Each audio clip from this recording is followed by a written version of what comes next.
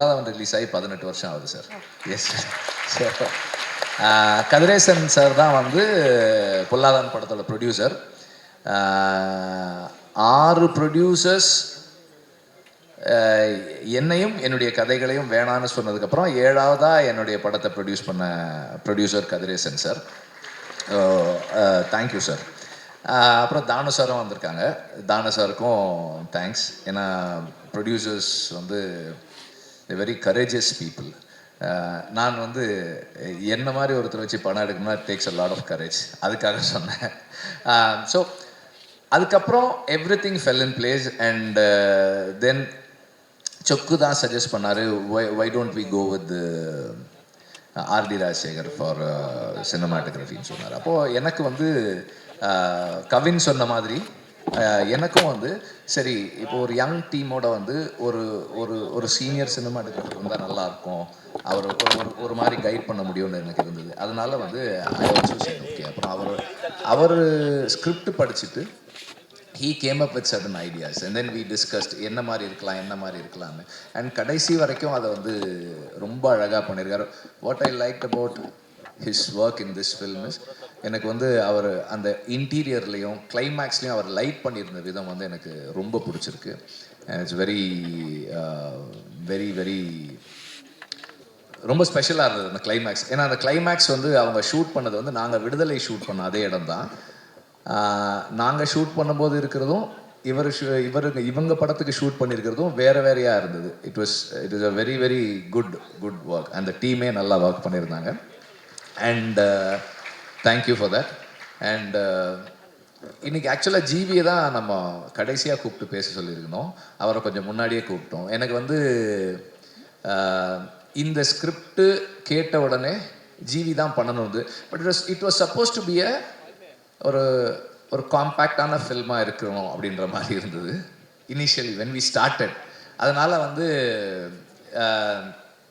மற்ற ப்ரொடியூசர்ஸ் 2 பேரும் ஜிவி வேணாம் அப்படின்ற மாதிரி தான் இருந்தாங்க. ஏன்னா பெரிய கம்போசர் இந்த படத்துக்கு வந்து எப்படி இருக்கும் ஆனால் இல்லை அது நமக்கு தேவையில்லை, இந்த கதைக்கு என்ன தேவையோ அதை ட்ரை பண்ணுவோன்னு சொல்லி ஐ மெட் ஜிவி. நான் ஜிவி கிட்ட சொன்னேன் இந்த மாதிரி இருக்குது, என்ன எப்படி ஃபீல் பண்ணுங்கன்னா. தென் விக்ரனன் போய் மீட் பண்ணி கதை சொன்னதுக்கப்புறம் ஜிவி கேம் ஆன் போர்டு. வந்த உடனே முதல் வேலை நாங்கள் என்ன பண்ணோம்னா, ஏற்கனவே ஒரு படத்துக்கு பண்ணி வச்சுருந்த சாங்கை தானு சார்கிட்ட கேட்டேன். நான் சார் அந்த பாட்டை நான் யூஸ் பண்ணிக்கிறேன் சார் அப்படின்னேன். அதுக்கு நான் நீ பண்ணுப்பா அப்படின்னாரு. அதுக்கப்புறம் அந்த சாங் கண்ணமொழி சாங் வந்து அந்த படத்துக்கு பண்ண சாங்கு நாங்கள் இதுக்கு யூஸ் பண்ணோம். அண்ட் தென் இந்த படத்துக்கு கம்போசிங் அப்படின்னு ஸ்டார்ட் பண்ணதுக்கப்புறம் ஜிவி கிட்ட இருந்து வந்து எல்லா வெரைட்டிலையுமே இருந்தது சாங்ஸ். அண்ட் எவ்ரி சாங் ரொம்ப ஸ்பெஷலாக இருக்குது, யுனிக்காக இருக்குது, இந்த படத்தினுடைய ஸ்பேஸ்க்குள்ளே இருக்குது, ரொம்ப இன்ட்ரெஸ்டிங்காக இருக்குது. And Vikram also has a very good sense of music. So அது வந்து ஜிவியோட சேரும்போது ரொம்ப இன்ட்ரெஸ்டிங்காக வந்திருக்கு. And Peter Hein I always trust him when it comes to action. அவருடைய ஜட்ஜ்மெண்ட், அவருடைய எக்ஸிக்யூஷன். இந்த கிளைமேக்ஸில் வந்து அது பேப்பரில் இருந்ததை வந்து ரொம்ப பியூட்டிஃபுல்லாக என்ஹான்ஸ் பண்ணியிருக்காரு. அதுவும் எனக்கு பிடிச்சிருந்தது. அண்ட் ஜாக்சன் வந்து இந்த படத்தில் வந்து ஒரு ஹோட்டல் இன்டீரியர் ஒன்று க்ரியேட் பண்ணியிருக்காரு. அது அவ்வளோ எக்ஸைட்டிங்காக இருந்தது. நான் அந்த ஹோட்டல் எப்படி இருக்குன்னு பார்க்குறதுக்காகவே நான் போனேன். அந்த செட்டுக்கு போயிட்டு பார்த்தேன். இட்ஸ் ரியலி லைக் ஒரு அவ்வளோ ரியலாக இருந்தது அந்த இடம். ஐ really like it. And Ramar எங்கே இருக்காரு?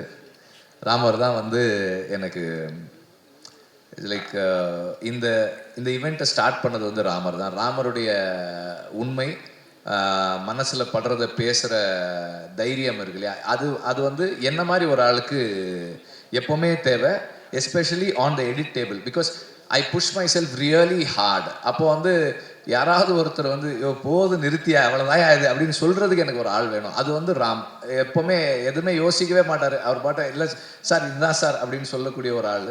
அந்த மாதிரி இன்றைக்கும் வந்து மனசில் பட்டதை ரொம்ப நேர்மையாகவும் உண்மையாகவும் சொன்னதுக்கு வந்து அவருக்கு தேங்க்ஸ். அண்ட் இந்த படத்தை ஒர்க் பண்ணுறது வந்து it's not an easy thing.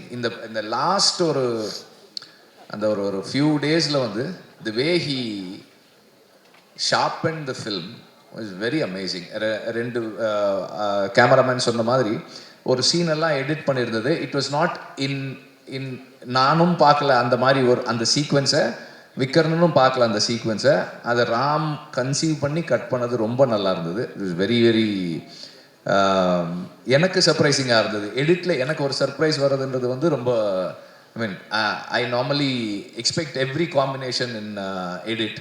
But என்ன சர்ப்ரைஸ் பண்ணுற மாதிரி அந்த சீக்வன்ஸ் பண்ணியிருந்தார் Ram. That I really like. And actors நிறைய பேர் நடிச்சிருக்கீங்க, எல்லாருக்குமே ரொம்ப ஸ்பெஷலாக இருக்குது. பவனுடைய இது ரொம்ப ஸ்பெஷலாக இருந்தது. ஏன்னா பவன் நல்லா டான்ஸ் ஆடுவாருன்றது வந்து எனக்கு இந்த படத்தை அப்போ தான் தெரியும். இதுக்கு முன்னாடி எனக்கு தெரியாது. நல்லா டான்ஸ் ஆடிருந்தீங்க, சூப்பராக இருந்தது அந்த டான்ஸு. ரெண்டு வருஷனுமே நல்லா இருந்தது டான்ஸு. அப்புறம் நெல்சனுடைய ஏதோ இருக்காரு இல்லை ஏதோ சொல்லிட்டு இருந்தாங்க, அது என்ன புரியல. பட் அது ஆக்சுவலாக வந்து நெல்சன் வந்து இந்த படத்தில் வாய்ஸ் ஓவர் பண்ணியிருக்காரு. அதுதான் வந்து அவங்க அப்படி சொல்லிகிட்டே இருக்காங்க. எனக்கு வந்து நான் ரீசெண்டாக நான் சினிமாவில் நான் பார்த்த ஒரு nice person to connect with Nelson. So எல்லா is a very genuine person. Ramar ஒரு மாதிரி பேசுகிறாருன்னா நெல்சன் வேறு மாதிரி பேசுவார். ஒரு ஒரு ஒரு ஐடியா சொன்னோன்னா இது நல்லாவா இருக்குது அப்படின்னு கேட்குறாரு. அப்புறம் இல்லை இது நல்லா தானே இருக்குது, நல்லா இருக்குன்றாரு. மனசில் பட்டதை ரொம்ப கரெக்டாக சொல்கிறாரு. கரெக்டாக இந்த சென்ஸ் யார் மனசும் புண்படாத மாதிரி என்ன சொல்லணுமோ அதை கரெக்டாக சொல்லக்கூடிய ஒருத்தராக இருக்கார். தெர் இஸ் நோ எதையுமே மறைச்சோ இல்லை பூசி மொழியோ சொல்கிறவர் இல்லை. Is a very genuine person. அந்த மாதிரி ஒரு பர்சனோட இன்ட்ராக்ட் பண்ணுறது is a rare thing. So I really like talking to him. And sometimes phone பண்ணால் நாங்கள் 1 மணி நேரம் 2 மணி நேரம்லாம் பேசிகிட்டு இருக்கோம் அந்த மாதிரி. அண்ட் இந்த மாஸ்க் வந்து எங்களுக்கு வந்து நிறைய பேசுகிறதுக்கான சான்ஸ் கொடுத்த ஒரு படமாக அமைஞ்சுது. Sometimes I discuss with him. And அதில் ஒரு காமன் ஃபேக்டர் என்னென்னா கவின் இருக்கிறது தான். கவின் வந்து அவருடைய அசிஸ்டண்ட், அவருடைய தம்பி எல்லாமே. சம்டைம்ஸ் அவர் நம்ம ஆஃபீஸ்க்கு ஒரு தடவை வந்திருந்தாங்க 2 பேரும். இவர் நெல்சன் பக்கத்தில் கவின் உட்காந்துருக்காரு. நெல்சன் வந்து அவர் தோளில் கை போட்டு அப்படி அந்த ஏதோ மசாஜ்லாம் பண்ணி விட்டுட்டு இருந்தார். 2 பேருக்கும் ரியலைஸே பண்ணல அதை. That bond is that much. அந்த மாதிரி ஒரு பாண்ட் இருந்தது. ஸோ நான் வந்து நெல்சன்கிட்ட சொன்னேன். அவர் சொன்னது தான், நீங்கள் வேறு ஏதோ ஒரு ஈவெண்ட்டுக்கு ஏதோ இன்வைட் பண்ணுற மாதிரி இருந்தது. இல்லை நான் வந்து உங்களை இதுக்கெல்லாம் கூப்பிட மாட்டேன், மாஸ்க் ஆடியோ லான்ச்சுக்கு தான் கூப்பிடுவேன் அப்படின்னு சொன்னேன். பிகாஸ் அவர் இதுக்கு வர்றது தான் பொருத்தமாக இருக்கும் அப்படின்றதால அப்படி சொல்லியிருந்தேன். ஸோ நெல்சனுடைய இந்த அவருடைய கான்ட்ரிபியூஷன் இந்த ஸ்கிரிப்டுக்குள்ளே, இந்த ஃபில்முக்குள்ளே நிறைய இருக்குது. அவருடைய சஜஷன்ஸ் வந்து நிறைய எடுத்துக்கிட்டு இருக்காங்க, அது ஒர்க் பண்ணியிருக்காங்க, எல்லாமே பண்ணியிருக்காங்க. அண்ட்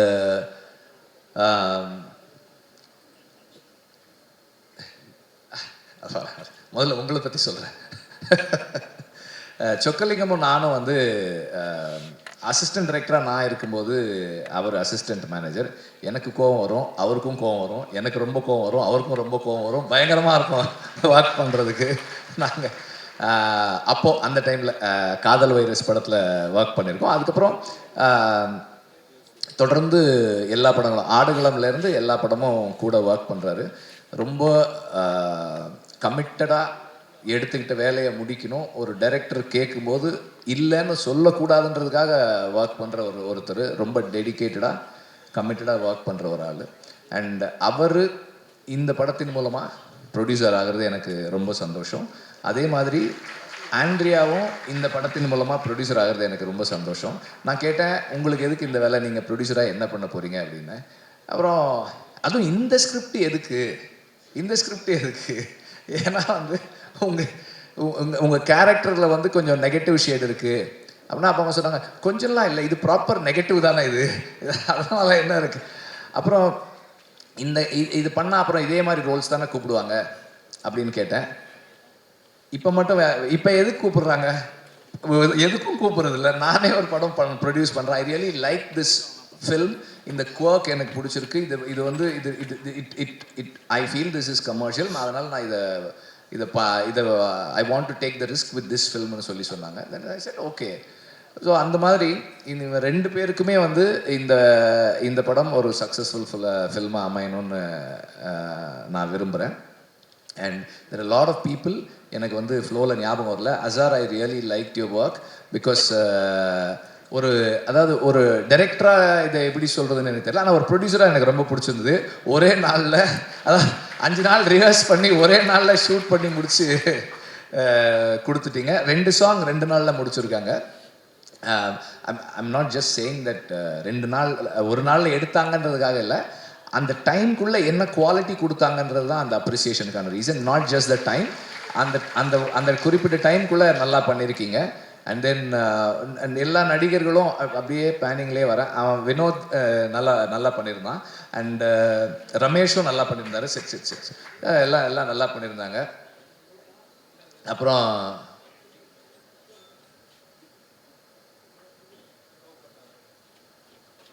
அதுக்கப்புறம் எல்லாருமே வந்து அவங்கவுங்க ஒர்க்கை சரியாக பண்ணாங்க. அண்ட் காஸ்டியூம் டிசைனர்ஸ் அவங்க ஒர்க்கும் நல்லா இருந்தது. தேர் ஐ மீன் இந்த டீம் வந்து their family, they all a very special. யாராவது மிஸ் பண்ணியிருக்கேன்னா இப்போ ஆமாம் அவங்களும் இருக்காங்க, அர்ச்சனாவும் இருக்காங்க. பயங்கரமாக டான்ஸ் ஆடுறாங்க அவங்க அதில். எனக்கு அவங்களோட இப்போ நீங்கள் அவங்க பெர்ஃபார்மன்ஸ் பற்றி சொல்லும்போது சில மாடுலேஷன்ஸ் அவங்கக்கிட்ட இருக்குது. Very special, very interesting. டப்பிங்லேயுமே சிலது என்ஹான்ஸ் பண்ணுறாங்க, நடிக்கும்போது பண்ணியிருக்காங்க. எல்லாமே they've done a good job. And நிறைய பேர் மிஸ் பண்ணுறேன்னு நினைக்கிறேன். எல்லாருமே நல்லா பண்ணியிருக்கீங்க. எல்லாருமே everybody have done a good job. இதுக்கப்புறம் நான் தனித்தனியாக ஒருத்தரை சொல்ல அப்படின்ற மாதிரி ஆகிடும்னு நினைக்கிறேன். அண்ட் இந்த படம் ஒரு I need to thank MR. Radha sir. இந்த இடத்துல எம்.ஆர். ராதா வந்து ஹீஸ் ஒரு ரிபல், இஸ் அ ரெவல்யூஷனரி.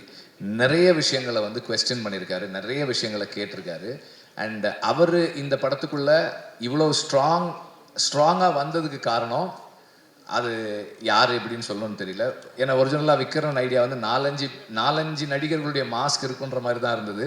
கடைசியில் அது வந்து it just got fixed with MR. Radha sir mask. நான் வந்து ராதாரவி சாருக்கு இந்த படம் ஸ்டார்ட் பண்ணுறதுக்கு முன்னாடி அவருக்கு கேட்டேன், சார் இந்த மாதிரி சார் யூஸ் பண்ண போகிறோம், எங்கள் ஐயாவை வந்து ஏதாவது தப்பாக காட்டுவீங்களா? இல்லை சார் அப்படிலாம் இல்லை சார் அப்படின்னு. சரி அப்படின்னா வந்து யூ கேன் யூஸ் அப்படின்னு சொல்லி சொன்னாங்க. இந்த படத்தினுடைய the soul of the film is what MR. Radha's art stood for. அவர் வந்து எதை அவருடைய கலையின் மூலமாக பேசினாரோ அதுதான் இந்த படத்தினுடைய ஆன்மாவாக இருக்கிறது. It is the voice of the oppressed. அவங்களுடைய கேட்காதவர்களுடைய குரல் தான் இந்த படத்தினுடைய சோல். அதுக்கு மேலே என்னென்னவோ இருந்தாலும் இப்போது விக்கர்ணன் சொன்ன அந்த கேரக்டரு, இந்த 2 கேரக்டர்ஸ், கவின் ப்ளே பண்ணுற கேரக்டர், ஆண்ட்ரியா ப்ளே பண்ணுற கேரக்டர், ருஹானி ப்ளே பண்ணுற கேரக்டர், ருஹானியோட ஹஸ்பண்ட் ப்ளே பண்ணுற கேரக்டர், என்ன இருந்தாலும் அதோட சோல் வந்து is about the voiceless. And அந்த கடைசி பாடலில் கேட்ட அந்த வரிகள் தான், அடங்கு என்பார்கள் விலங்குகள் உடைத்து தடைகளை தகர்த்து வென்று வா வெற்றி வீரனே. அதுதான் இந்த படம். And thank you.